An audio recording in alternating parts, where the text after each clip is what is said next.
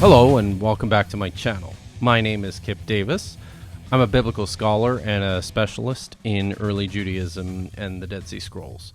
So one of the missions of my channel is to confront and to combat bad scholarship by promoting good biblical scholarship. And a common way of doing that is through confronting bad Christian apologetics, non-Christian apologetics as well.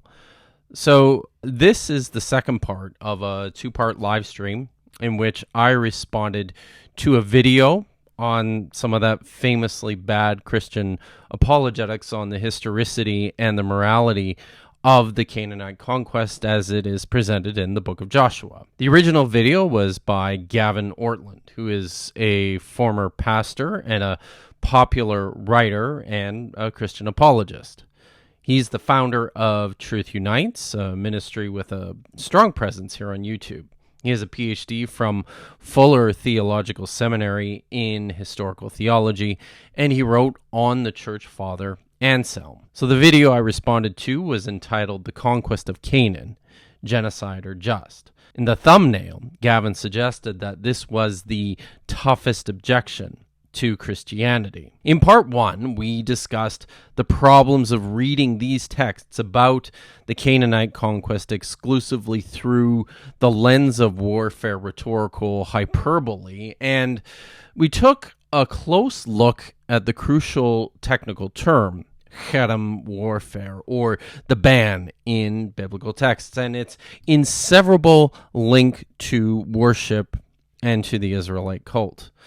In this second part, we will look more specifically at two examples of cherem warfare in the biblical text. We will, of course, look at the story of the conquest and the destruction of the city of Jericho as it appears in the book of Joshua. But first, we take a look at the story of Saul's campaign against the Amalekites in 1 Samuel 15. Now, this entire video has been available for weeks as an exclusive to my patrons over on my Patreon and to my channel members here on YouTube. For as little as $4 a month, you can gain early access to all of my material over at Patreon. The link for that is in the description. In doing so, you not only get comprehensive access to my content, but you really make it possible for me to continue doing this kind of work on a regular basis. So I encourage you, if you can afford it and if this is valuable to you, then just head on over to my Patreon and sign up for early access to my material and for some other great perks. With that out of the way, let's continue with this second part of my response to Gavin Ortlund on the Canaanite conquest narratives. It seems really likely that the language of complete destruction and kill everything that breathes and so forth is a kind of rhetoric to describe a decisive military victory, but it doesn't mean that literally every person is dead. Now you might say, okay, but what about this when it says man and woman, young and old, this kind of thing? These are called merisms, where you have two contrasting parts that express totality. So Genesis 1:1 is a merism, the heavens and the earth. And that means the whole world. And these are also a form of hyperbole. And you can see this in what I think is the strongest argument against warfare rhetoric, and that's 1 Samuel 15, because the command in verse 3 seems clear enough. God, through Samuel, says to Saul, go and strike Amalek and devote to destruction, there's the word cherem, all that they have, do not spare them, but kill both man and woman, child and infant, ox and sheep, camel and donkey. So even the animals are included here. That seems like everybody, right? And then you notice God's commandment in verses 2-3 is against the entire people of Amalek, considered in contrast to the people of Israel. Now, when Saul doesn't carry out this command, but only partially destroys the Amalekites, he's rejected as king and judged by Samuel. So you might say that settles the discussion. It's very clear. It's talking about everybody, right? This is an excellent opportunity for us to actually take a look at this text. Let's actually read this text, because as I mentioned, one of my complaints about the ways in which apologists handle these questions is they just don't read the text. So what we're going to do is we're going to take a look at this text in 1 Samuel 15. We're going to go through this story in 1 Samuel 15. I've read it through a few times over the last week, and I've made my own new translation of it. It's a really fascinating story, and I'm going to point out some key features in the story which are going to help us understand what's going on here. Okay, let's begin. Now Samuel, Shemuel, said to Saul, Shaul, Yahweh sent me to anoint you as king over his people, over Israel. So now listen, Shema, to the sound of the words of Yahweh. So says Yahweh Tsabaoth, I am avenging, Pakadti, that which Amalek did in Israel. What happened to him on the way when he came up out of Egypt? Now, go and slaughter Amalek and offer them up for cherem. That is the verb charam, which I am consistently translating as offering up for cherem, as this special sacramental offering through total annihilation. Offer them up for cherem, everything that is his without sparing him. So, kill from man to woman, from child to infant, from ox to sheep, from camel to donkey. Then Saul summoned Vayishma'ah, the people, and he mustered them, Vayifkadem, in Telaim. So I've highlighted a number of Hebrew terms here. Notice in that first paragraph, Samuel says to Saul, now listen, Shema, and then he says, I am avenging Pakadti. I think there's a play on of the language here that's kind of interesting in what follows in the next paragraph. It says Saul summoned using the same verb, shama, vaishama, which is in the PL form. And then it says he mustered the people. So this is the same word as what is translated avenging. This is pakad. It is a fairly flexible word, which carries forward all sorts of meanings. It can mean to invite, it can mean to punish, it can mean to begin. Here it has to do with organizing troops for battle. There's a lot of really interesting stuff going on in the language here, right? And this helps us to understand what this story is about. So let's continue. He mustered them in Telaim, 200,000 footmen and 10,000 men of Judah. He led them up to the city of Amalek, and he laid an ambush in the wadi. And Saul said to the Kenites, go, turn and get down from the midst of the Amalekites, lest I include you with them. For you performed kindness for all the sons of Israel when they came up from Egypt. So the Kenites turned away from the midst of Amalek. Then Saul slaughtered Amalek from Havilah to where you go to Shur, which is right on the border of Egypt. He captured Agag, king of Amalek, alive, and all the people he offered up for cherem by the sword. There's the verb again. But Saul and the people spared Agag, the best flocks, cattle, and the second brood, the lambs and all the best, for they were unwilling to offer these up for cherem. Rather, everything worthless and whatever was weak, they offered up for cherem. The word of Yahweh came to Samuel, saying, I regret nechamti, that I installed Saul as king, for he has turned from after me, and on my word he has not followed through. And Samuel was angry, and he cried out to Yahweh the entire night. Then Samuel rose up to call Saul in the morning, and he gave Samuel this report. Saul came to Carmel, and be sure, he set up for himself a hand. This seems to be a monument of some kind, probably some sort of stele, marking his victory. Then he turned, he carried on and went down to Gilgal. So Samuel came to Saul, and Saul said to him, you are surely blessed by Yahweh. I have carried out the word of Yahweh. But Samuel responded, very cleverly I might add, what is this sound of sheep in my ears? And the sound of cattle that I am hearing? There is that word again, shomea. Saul said, they were brought from the Amalekites, which the people spared, only the best of the sheep and cattle for sacrifices to Yahweh your God. But the rest we offered up for cherem. But Samuel said to Saul, stop. Let me report to you what Yahweh said to me in the night. And he said to him, speak. So Samuel said, is it really so small a thing in your eyes? You are the head of the tribes of Israel. Yahweh anointed you as king over Israel. Yahweh dispatched you on the way, and he said to you, you will offer up for cherem the sinners, Amalek, You are to wage war against them until they are completely finished. Why have you not listened? Shamata. There's that word again. To the voice of Yahweh, you have quickened the plunder and have performed poorly in the eyes of Yahweh. Saul responded to Samuel, but I have listened. Shamati, to the voice of Yahweh. I went on the way that Yahweh sent me. I brought back Agag, king of the Amalekites, and I made a cherem offering of Amalek. And the people took from the spoils, sheep and cattle, the best of the cherem offering to sacrifice to Yahweh, your God, in Gilgal. And Samuel said, is Yahweh's delight as much in burnt offerings and sacrifices as it is in listening? Kishmoah, to the voice of Yahweh. See here, obedience, Shemoah, is better than sacrifice. To listen than the fat of rams.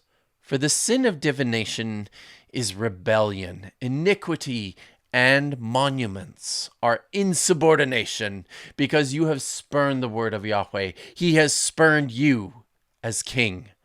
Then Saul said to Samuel, I have sinned, for I have brushed past the mouth of Yahweh and your words because I was afraid of the people, and I listen, va'eshma.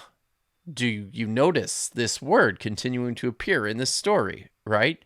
Va'eshma, I listened to their voice. So now, please, take up my sin and turn with me that I may worship Yahweh. But Samuel said to Saul, I will not turn with you because you spurned the word of Yahweh. Yahweh has spurned you from being king over Israel. So Samuel turned to go. But then he grabbed the ends of his robe and he tore it. And Samuel said to him, Yahweh has torn the kingdom of Israel from you on this day, and he has given it to your countryman who is better than you. Even so, the splendor of Israel will not break. He does not regret Yenachem this, because he is not a man filled with regret. Lehinnachem. Then Saul said, I have sinned. Now please honor me in front of the elders of my people and in front of Israel. Turn with me, and I will worship Yahweh, your God. So Samuel turned after Saul, and Saul worshipped Yahweh. Then Samuel said, present to me Agag, king of Amalek. So Agag walked over to him bound. And Agag said, surely the bitterness of death has circled back. And Samuel said, just as your sword has made women childless, so your mother will be made childless among women. Then Samuel cleaved Agag into pieces before Yahweh in Gilgal. And Samuel went to Ramah, and Saul went up to his house, Gibeah of Saul. Samuel did not see Saul again until the day he died, but Samuel mourned for Saul. Yahweh was filled with regret, Nechom, that he had made Saul the king over Israel. Whenever I'm reading a text, one of the things that I will often do is to take a look at the verbs that are appearing in a particular story. In this story, there's a total of 142 verbs. Now, what's significant to me are those ones that appear to occur with higher frequency throughout the story. So most of the verbs in the story are only used a couple of times. There's some really ubiquitous words like amar, meaning to speak, or haya, meaning to be, or asa, meaning to do. These I tend to ignore because that's the kind of language you use when you're carrying forward the narrative. This here is a listing of all the verbs that occur 3 times or more in this short story, and there's a few here. Of course, the verb haram, which I've translated to offer up as a herem, 9 twice versus and away, one of the most frequently occurring verbs in the story. This signals to me that this is an important part of what this story is about. The verb ma'as, meaning to spurn or reject, occurs 4 times in the story. The word meaning to regret, nacham, occurs 4 times in the story. And of course, I noted every single time this word is used, the word shama, meaning to listen or to hear. It is ubiquitous throughout this story. It occurs all over the place. Understanding what this story is about helps us a great deal in understanding what Cherem warfare is and what these texts are that employ the imagery of Cherem warfare. You just heard me read this story about Saul being sent to destroy, completely annihilate all the Amalekites, and he holds back. The text says that he held back the best of everything. He killed all the people, importantly, in the story. He wiped out all the people, but he held back, the text says, whatever was weak and whatever was worthless. Sorry, he offered these things up, but he held back all the best. One of the interesting things I think in the story is attempting to ascertain his motivations for doing this. I think the simple response is that this is plunder, right? This is just held back to enrich himself and his men. But in both times when Saul is actually questioned by Samuel about the stuff that he held back, he says, no, we held this stuff back in order to make an offering to Yahweh in Gilgal, like when we came back, where we're going to offer all this stuff as sacrifices. And even though he doesn't come out and directly say this, I think you could also include the king, Agag, in this description as potentially an offering to Yahweh. And this is where I'm reminded. Remember, I mentioned how in the Misha stele, where it describes a Cherem offering, Misha says he wiped everybody out. He killed 7,000 men and young men and women and girls and pregnant mothers. But then it says that he took something of Yahweh and dragged them before Chemosh, right? I am wondering, I think the most sensible reading of this is this is a priesthood. These are the priests of Yahweh in Nebo that Misha has held back from the total destruction. Now he's taking them before Chemosh. To my eye, it looks kind of similar to what Saul is doing by keeping back all this cattle and sheep and the king, Agag. And then he tells Samuel, no, I kept this stuff to offer for a sacrifice. One of the things that's emphasized throughout this story is that God regrets his choice of Saul for the king of Israel because of this failure.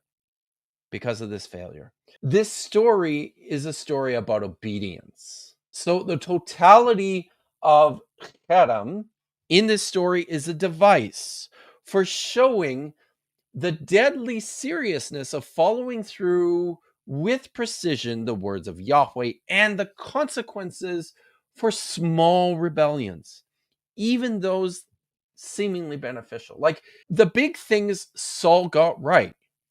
Like he wiped out all the people, according to the story. Seems like that would be a big thing. And then he held back the choicest of the animals and the king, maybe even because he did intend to make good on this as a separate sacrifice to Yahweh. But this was not what Yahweh wanted. That's the important part of this story, is that Saul failed to follow through in the totality of what Yahweh wanted.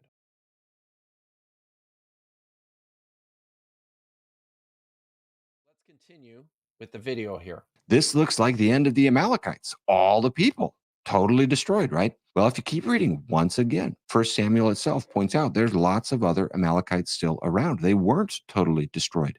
We find David making raids against the Amalekites just 12 chapters later. 3 chapters after that, the Amalekites are making raids of their own, carrying off women, including 2 of David's wives, and David has to recover them. And then a few hundred years after that, during the time of Hezekiah, the Amalekites are still around. And so we know that the destruction in 1 Samuel 15 is not of the entire population. In fact, not even Agag's line was destroyed. In the book of Esther, the evil character Haman is a descendant of Agag. So the disobedience of Saul in 1 Samuel 15 is not that, oh, well, you killed all the soldiers, but you should have killed all the women and children too, or something like that. On the contrary, Agag's... Importantly, that wasn't a complaint, because that's not what happens in the story. The complaint was, yeah, you killed everyone, but you held back all these choice animals and the king. right? There's a big difference there. His own children survived. The disobedience here is keeping the choice animals and the king. And the reason he does this is not out of compassion. The reason is out of a worldly fear and a desire to consolidate power. He himself admits, Saul admits that he acts out of fear in verse 24. So to put this simply, Saul is seeking legitimation as king. He's very insecure about his kingship at this point. And sometimes in the ancient Near East, taking a rival king as a captive, dispatching a rival king unto a particular kind of service can kind of boost your status. A lot of people think Saul is doing something like this. Really? Is that what's going on here in this story? Is this simply Saul seeking legitimation as a king? Is this about his insecurity of his own kingship? I have serious doubts about that. So, first off, even if this is an idealized totality of Cherem that may be exaggerated by the narrator, don't let this detract from the fact that in Cherem wars, non-combatants, women and children were ruthlessly slaughtered because these were forms of sacred offerings. Okay, that's the critical point here that Gavin is missing. This was not just a command to kill them all. A command of Cherem is you need to offer these up in devotion to me, the God, through their slaughter. It's a pretty important difference there. Second, inconsistencies in the internal narrative points to varieties of sources, programmatic intent. Surviving Amalekites in Samuel are also explained on geographical limits of his war. Like in verses 5 to 8, it says that Saul ambushed the city of Amalek. It says he wiped them out from, in the far north at Carmel all the way down to the border of Egypt. This is where I think the exaggeration is, and it usually takes place in the summation. One of the things that I think apologists get consistently wrong here when talking about this topic, they just seem to dramatically underestimate how astonishingly, exceptionally difficult it is to conduct a full, total extermination.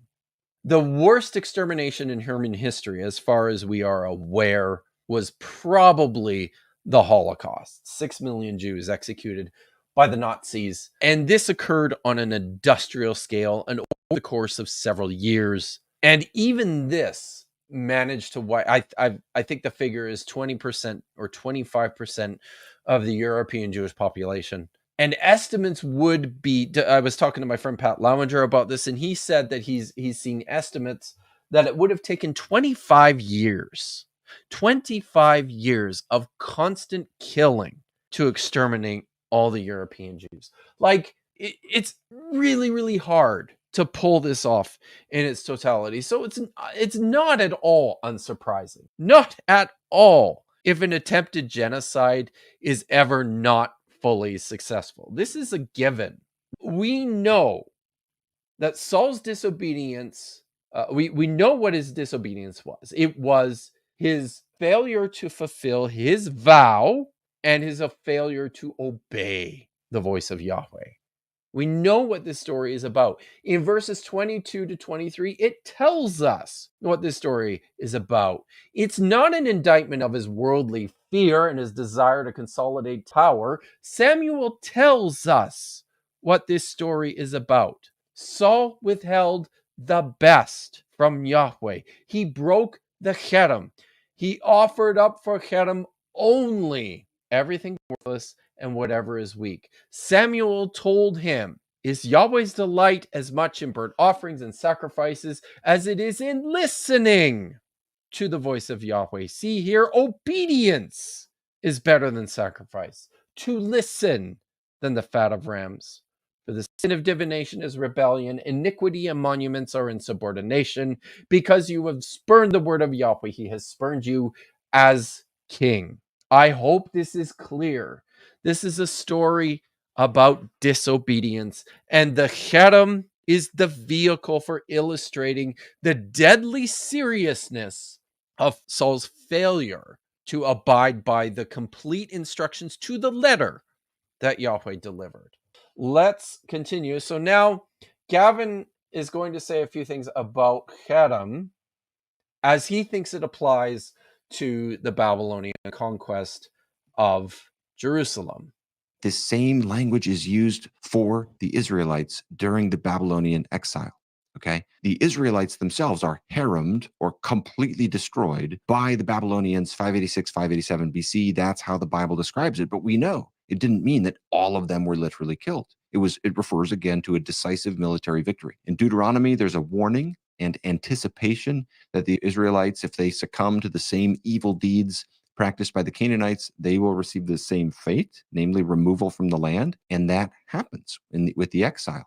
So in Deuteronomy 8, this is described with the verb perish. So importantly, the verb haram does not occur in this text.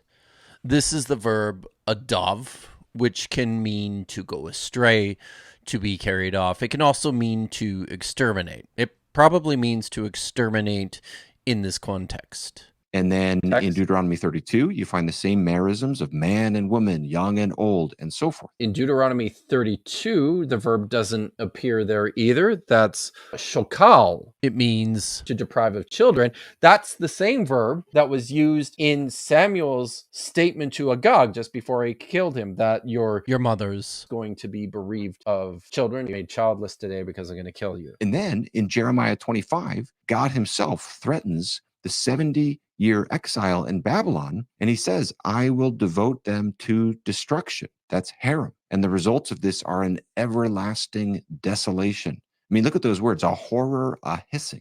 This sounds like a bomb drops and everybody's dead, but we know that that didn't happen. We know that not all the Israelites were killed. This is a decisive military defeat. That's how it's being described. 2 Chronicles, same thing. The Babylonian attack on Jerusalem is described with the same merisms of male and female, old and young. You see what he's doing here, right? He's conflating this idea of harem warfare with other descriptions of total annihilation. And here again, in 2 Chronicles 36, the word used is harag, which just means to kill or to slay. It also uses the word hamal, I had no compassion on young man, or had no compassion on man or virgin.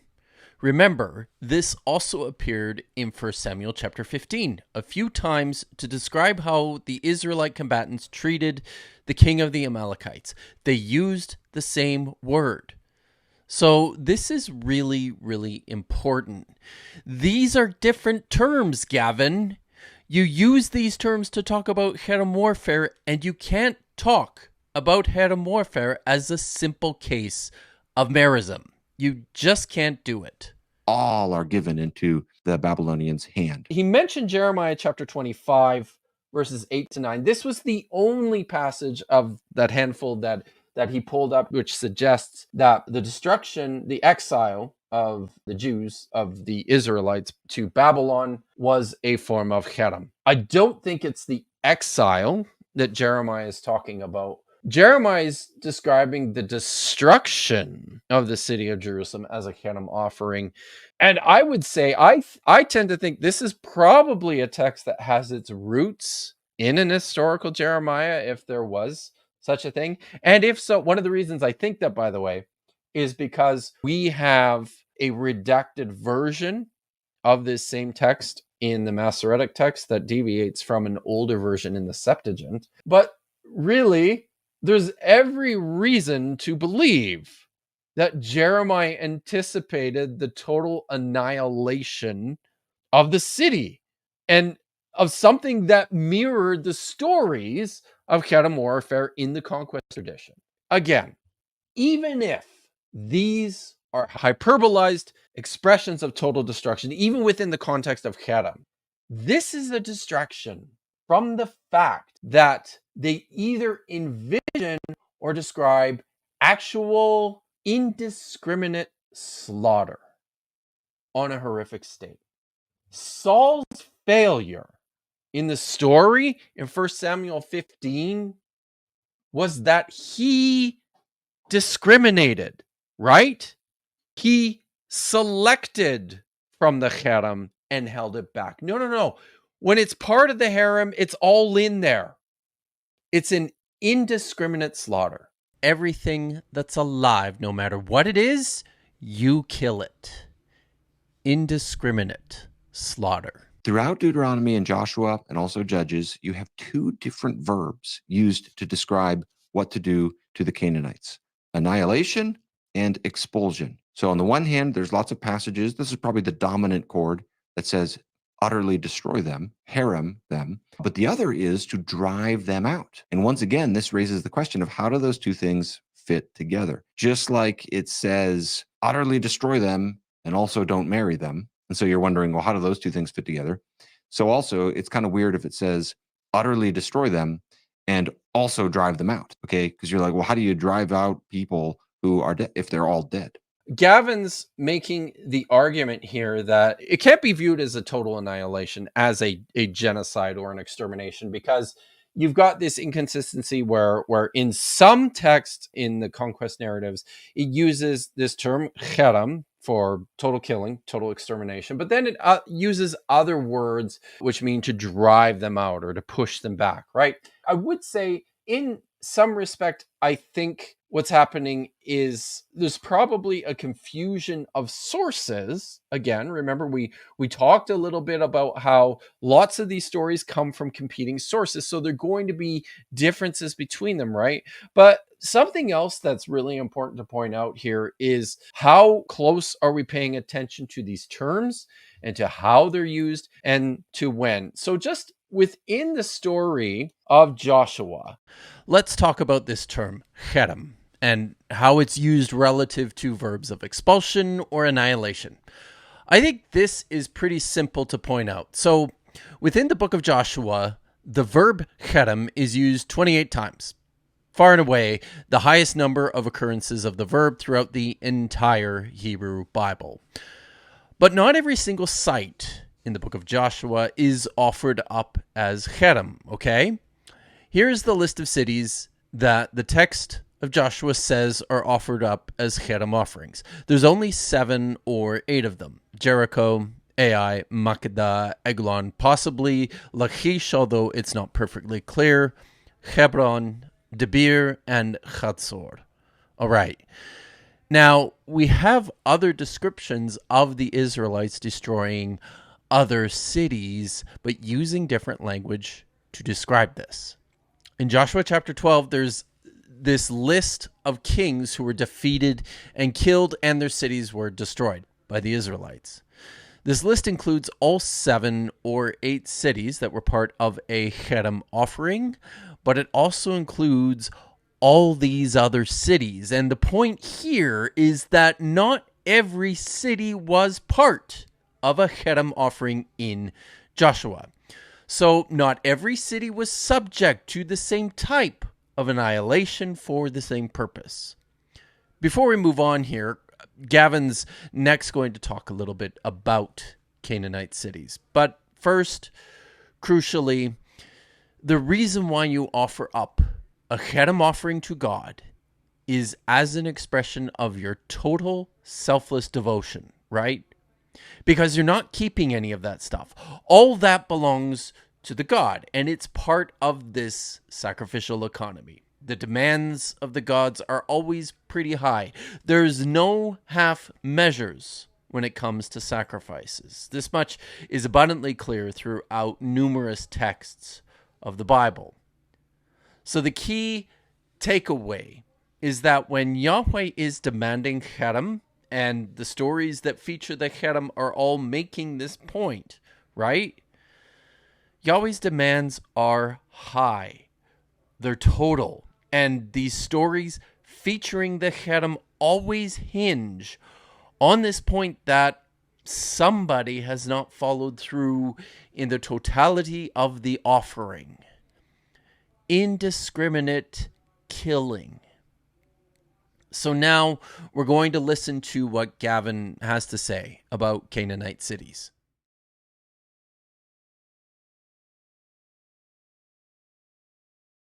Let's try to understand this a little better. What's really going on here? Part of this has to do with how we conceptualize cities. Okay. Our modern day cities are different from the ancient Canaanite cities. What many scholars have proposed is that for both archaeological and textual reasons. The primary locations being targeted by these offensive military strikes from the Israelites, especially in Joshua 9, 10, 11, are military forts or garrisons. And the civilian population lives outside in the surrounding regions outside the garrison or fort. Now, I'm going to draw especially from the scholarship of Richard Hess on this point, but let me first quote from Paul Copan, who's written several important books on this, and I've benefited a lot from them for this video. He's Important apologetic books. Scholars aren't reading Paul Copan. says Jericho, Ai, and many other Canaanite cities were mainly used for government building and operations, while the rest of the people, including women and children, lived in the surrounding countryside. The Amarna letters, 14th century BC, correspondence between Egyptian pharaohs and leaders in Canaan and surrounding regions, reveal that citadel cities or fortresses such as Jerusalem and Shechem were distinct from and under the control of their population centers. All the archaeological evidence indicates that no civilian populations existed at Jericho, Ai, and other cities mentioned in Joshua. Other biblical evidence of various cities used as fortresses, citadels, and military outposts also exists. The Canaanite conquest didn't happen, right? The Canaanite conquest didn't happen. So remember, we already saw from Finkelstein and Mazar the reasons why so many are convinced that the Canaanite conquest didn't happen. And it's not just because some of the cities don't align or don't show the type of damage to be expected. There's a whole range of reasons here.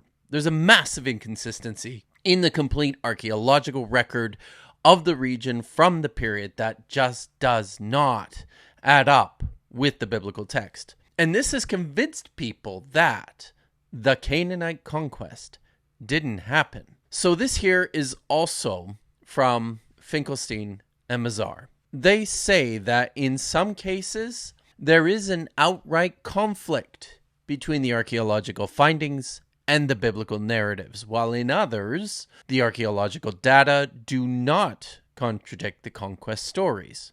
Archaeology cannot confirm that Israelite tribes were responsible for the destruction of certain Canaanite cities. The devastation of Canaan did not take place in one sweeping single military campaign. Rather, the destruction of Canaanite cities resulted from a long drawn-out process of regional conflicts, the nature of which cannot be identified at this present time. Local destructions brought on by unknown factors such as at Chatzor, or local clashes between clans or tribal groups that perhaps made up the later Israelite and Canaanite urban populations, may eventually have found their way into the collective memory of the Israelites. The conquest tradition may be understood as a telescoped reflection from a lengthy, complex historical process in which many of the Canaanite city-states, weakened and impoverished by 300 years of Egyptian domination,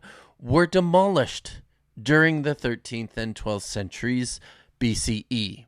Tracy Lemos made another excellent point, I think, that bears repeating about the archaeological record and what we know about Canaanite cities and what we know about the book of Joshua. She says, according to the book of Joshua, the Canaanites lived in the land. They had kings, cities, alliances with other groups, and even at times with the Israelites. In short, they had all the trappings of personhood. Through physical violence, they lost their status and seemingly their claim on personhood.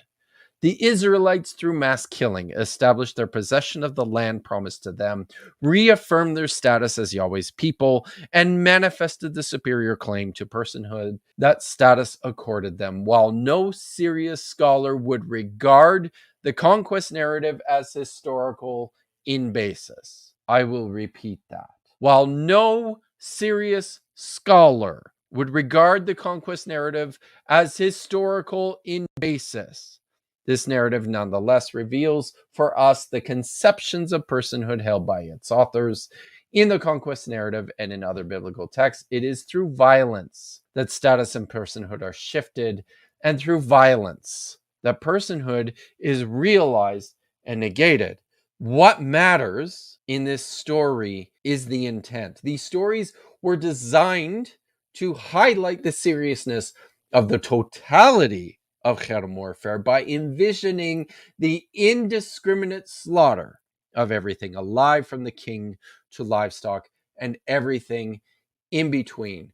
Gavin and Inspiring Philosophy, Michael Jones, did a video just a couple of days ago also talking about this subject, and they made this point about, and he repeated this point about how most of the Canaanite cities described in the destruction narratives, in the conquest narratives in Joshua, were actually just military forts, and they didn't have civilian populations. Notice he said primarily military outposts without civilian populations. The real problem with that whole argument is it doesn't apply across the board, right? The city of Hatzor is described in the book of Joshua as having been offered up for a cherem. It's a cherem offering. The city of Hatzor was the largest city in Canaan. It was a huge city with a civilian population. This argument doesn't follow because we have described in the book of Joshua the total destruction of cities populated by non-combatants as events of total annihilation and cherem offerings.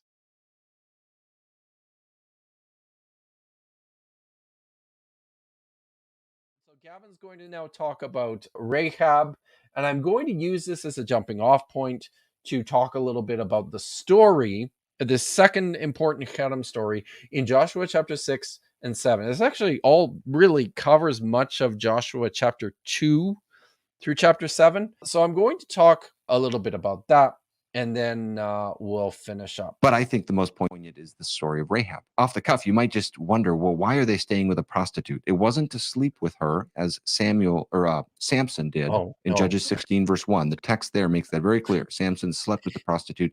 The text here in Joshua is different. In Joshua 2. It's not altogether that different. It doesn't make it crystal clear that the people are not there to sleep with prostitutes. I don't know where he's getting this idea, but it's false. What a lot of people think is that in these ancient military garrison cities or strongholds or royal cities or forts, there were mostly military personnel, but not only. Sometimes there might be a tavern or a hostel or a brothel, sometimes run by a prostitute or containing prostitutes. And you can imagine in the ancient world, in a place where a bunch of military men are stationed, how there can be an appetite for that kind of thing. For some reason, I think of the movie Raiders of the Lost Ark, and I picture the bar in Nepal run by the character Marion. I know that's completely not a parallel example, but I'm trying to imagine this, this kind of rough and tumble crowd, and what Copan proposes is Rahab was in charge of what was likely the fortress's tavern or hostel.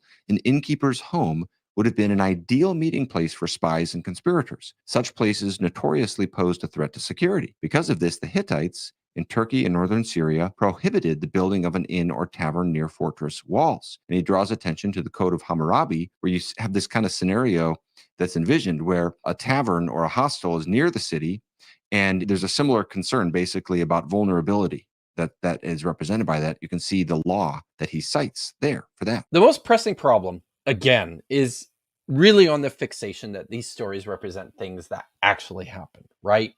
Many of the sites offered up for cherem in Joshua were either like from the perspective of an historical reality, most of the sites were either unoccupied or unwalled civilian villages at the beginning of the Iron Age, including Jericho, right? So at the time when the Israelites were supposedly ravaging Canaan, Jericho may not have been inhabited at all, or at best was like a collection of mud structures and there was no city wall. But since the story was written centuries later, it's also worth noting that there was an extensive resurgence in the 7th century of the city of Jericho, and I think the story envisions this civilian center probably in its telling of what happened in Joshua, and not the late Bronze, early Iron Age garrison. But more to the point, extrapolating from the function of Jericho to the rest of the cities which suffered offering of cherem is an equivocation, as I mentioned. On the contrary, Hatzor was a very large city, undoubtedly with a civilian population. And Joshua 10 to 11 tells us that this city was offered up for cherem.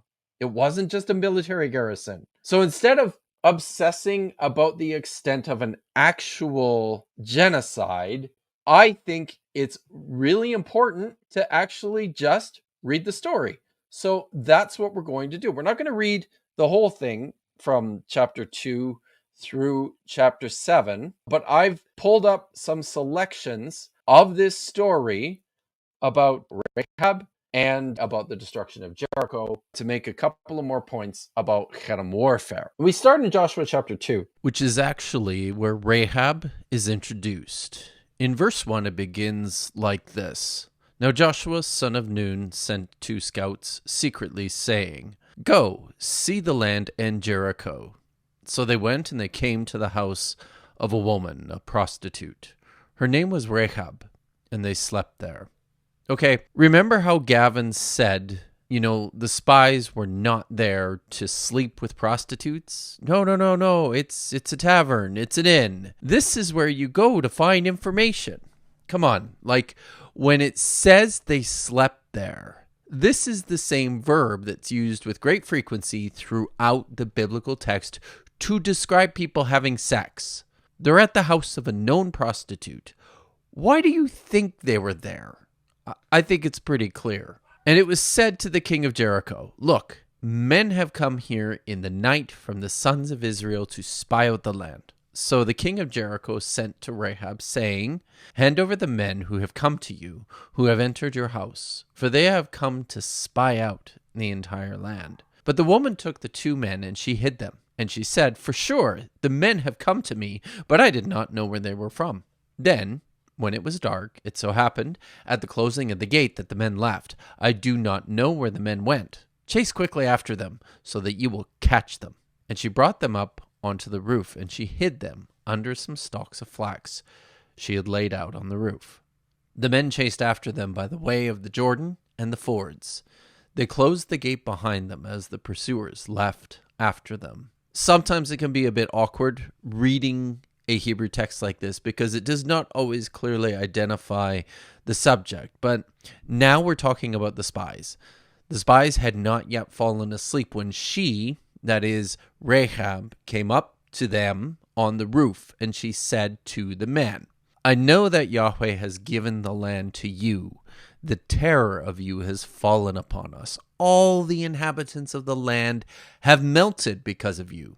For we have heard that Yahweh dried up the water of the Yam Suf, this is the Red Sea, or the Sea of Reeds, from before you when you were leaving Egypt. Also about what you did to the 2 Amorite kings who were across the Jordan, to Sihon and Og, that you offered them up for Cherem. We have heard, and our hearts melt. Breath does not rise up in a single man because of you.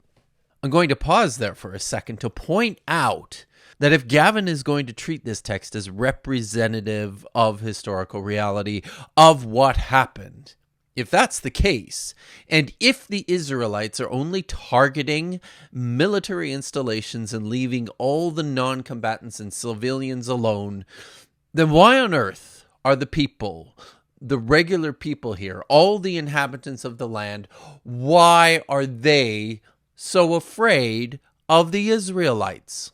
Especially why would they have been so afraid upon hearing about the Cherem offering of Sihon and Og if it was just the kings and no civilians were involved? Come on, this is ridiculous. The text clearly assumes that the Canaanite civilian population is in danger from the Israelite invaders into their land. For Yahweh, your God, he is God in the sky above and on the earth below. Now then, swear to me, please, by Yahweh, since I have done you a kindness, you will return this kindness to those in the house of my father. Give to me a pledge of loyalty, that you will let live my father, mother, brother, sisters, and all who are theirs. Deliver our lives from death. The men responded to her, our life for yours to death. So long as you do not report this word of ours, so shall it be when Yahweh gives the land to us. We shall deal with you in kindness and truth. She lowered them by a rope through the window, because her house was on the kier of the wall. This is literally the wall of the wall. And then it says she lived on the wall. Now, this is another important point to make. In a video that Michael Jones and Gavin made together more recently, they talked about how small and insignificant this tiny little garrison town of Jericho was, and how Rahab was only attached to it because she was running a tavern for all the soldiers there, right? So this doesn't make any sense, because the description here in the story is of a city that has a massive casement wall, a wall so big that her house was on it. It's a huge wall. And within the story, within this context, you build huge walls to protect huge cities. So Rahab said to them, "Get yourselves to the mountain, lest the pursuers catch you. You can hide yourselves there for 3 days until the pursuers return, then after which you can go on your way." The men responded to her, "We are free of this oath of yours by which you have bound us. Be sure that when we are coming into the land, this cord of scarlet thread you must tie in the window through which you have lowered us. Then your father, mother, brothers, and the entire house of your father you shall gather to yourself to the house. So it shall be that if anyone exits the doors of your house, his blood will be on his head, and we are free. But all that will be with you in the house, blood shall be on our head, if a hand is laid on him. And if you dare report this word of ours, then we shall be free of the oath by which you have bound us."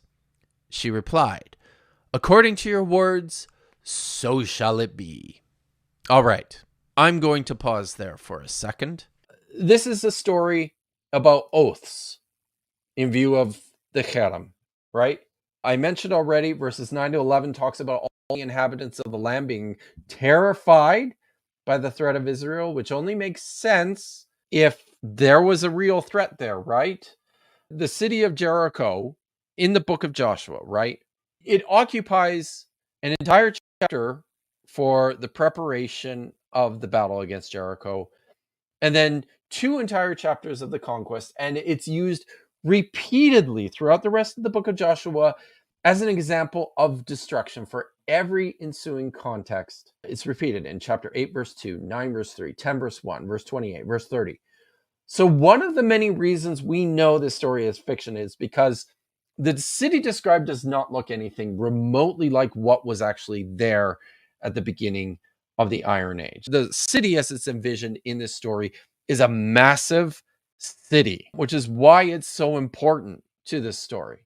But it's not reflective of historical reality. Okay, so I'm going to continue now with the story of Jericho, and I'm going to pick it up in chapter 6. So the spies go back to Joshua and deliver the report. Then they cross the Jordan miraculously, and they get ready to invade Jericho. Yahweh gives them these strange instructions about how they're to conduct this campaign. He says, you've got to march around the city for 6 days, not saying anything or making a sound.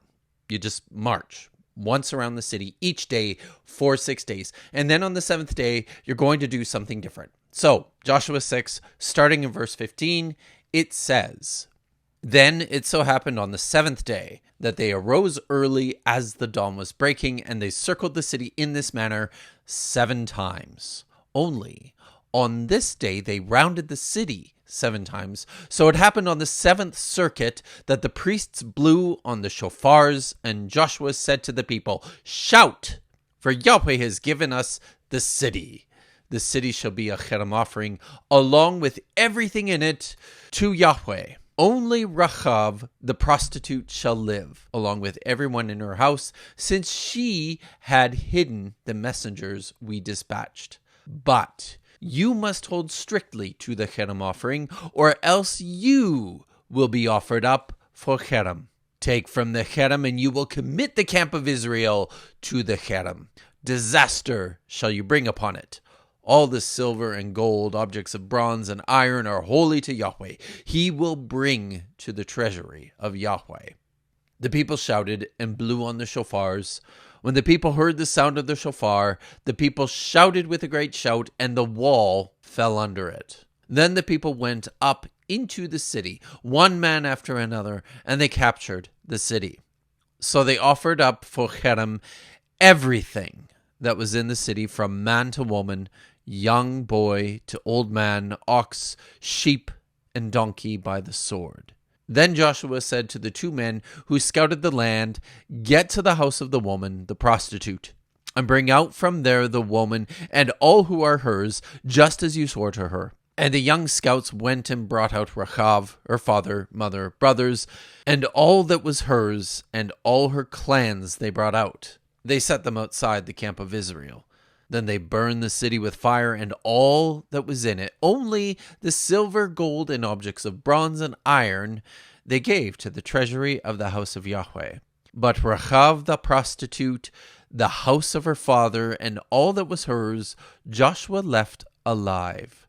And she settled among Israel, even until this day, because she hid the messengers that Joshua had sent to scout Jericho.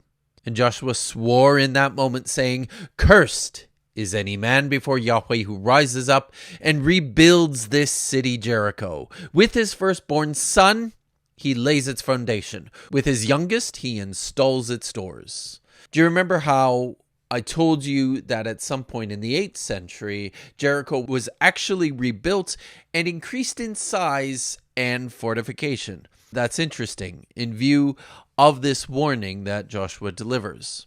And then the chapter finishes.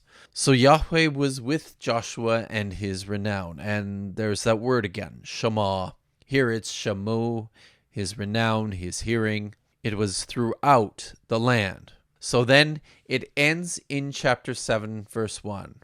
But the sons of Israel committed a violation of the Cherem. Achan, son of Carmi, son of Zabdi, son of Zerah, of the tribe of Judah, took from the Cherem. So Yahweh's fury burned against the sons of Israel. Like the story of Saul and the Amalekites, the point of this story is the seriousness of the Cherem offering and its totality, and the seriousness of keeping faith in your oaths. The story is offered as a warning about breaking the covenant of Yahweh. Picking up in chapter 7. So what happens is that Yahweh tells the sons of Israel, he tells Joshua, you need to go and you need to offer up the city of Ai as a Cherem offering. Incidentally, Ai in Hebrew means ruin, and at the time of the conquest and for a long time, the city was just a ruin. It was rubble, which I think is pretty funny. It's kind of on the nose there, right? So he says, you have to offer up the city of Ai as a Cherem. The Israelites go, they're defeated, they're beaten, and they're absolutely mortified and devastated about this. And so Joshua cries out to Yahweh and he says, what the hell? You said go to do this, we did it, and we were defeated. Why have you deserted us? What's going on? And then this is how Yahweh responds. And I'm reading from chapter 7, verses 10 to 13, and then verse 15. Yahweh said to Joshua, pick yourself up. Why have you fallen like this before my face? Israel has sinned. They have even breached my covenant, which I decreed to them. They have gone so far as to take from the Cherem. They have stolen. They have lied. They have included it among their things. The sons of Israel shall be unable to stand before their enemies. They will turn their necks to the face of their enemies, because they are now the Cherem offering. I will not continue to be with them unless they expunge the Cherem from your midst. Get up, purify the people, and say, purify yourselves tomorrow. For thus says Yahweh, the God of Israel, Cherem is in your midst, Israel. You will be unable to stand before your enemies until you have purged the Cherem from your midst. Whoever is caught in the Cherem will burn in fire, him and all who are his, because he breached the covenant of Yahweh. He has committed willful treason in Israel. This is a very similar story to the story in 1 Samuel 15. This story is about the totality of the Cherem as a device. It's being used as a device for showing the deadly seriousness of following through with precision the words of Yahweh, keeping one's oaths, and the consequences for even small departures from keeping your oaths. I'm reminded of Sir Barristan in Game of Thrones. My wife and I are rewatching Game of Thrones right now. We're getting ready for the premiere of season 2 of House of the Dragon. Pretty excited about it. But Sir Barristan Selmy in episode 3, when talking to Sir Jor-El, says a man of honor keeps his vows even if he's serving a drunk or a lunatic. Like, that's the kind of rationale that's taking place within these texts, within these stories. That's the kind of ethic that is being promoted here. When Yahweh demands something from you and you're committed to doing it, you follow through with it totally, even if it's indiscriminate killing. This story only works if Cherem is understood to be a total offering of life and value to Yahweh. In this case, the error is not the failure to indiscriminately take life, because remember, in Joshua chapter 6, it says that they subjected every living thing to the Cherem except for Rahab and her household. Rather, it's something not nearly so significant. It's something so small as keeping just a little bit of the loot. I just feel like I need to emphasize these points about this story, bearing in mind, again, the conquest of Canaan did not happen.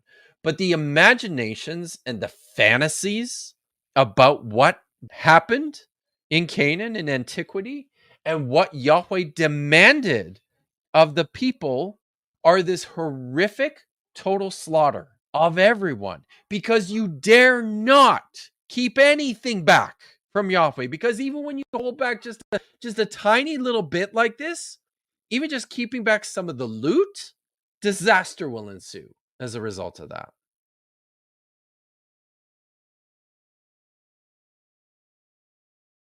Gavin's got like a couple of concluding remarks. So, to summarize this point, we've made 6 points. We talked about warfare rhetoric in the broader ancient Near East and how it's even applied to Israel itself, with other nations saying, we completely destroyed Israel. We talked about Deuteronomy 7 and the warning against intermarriage.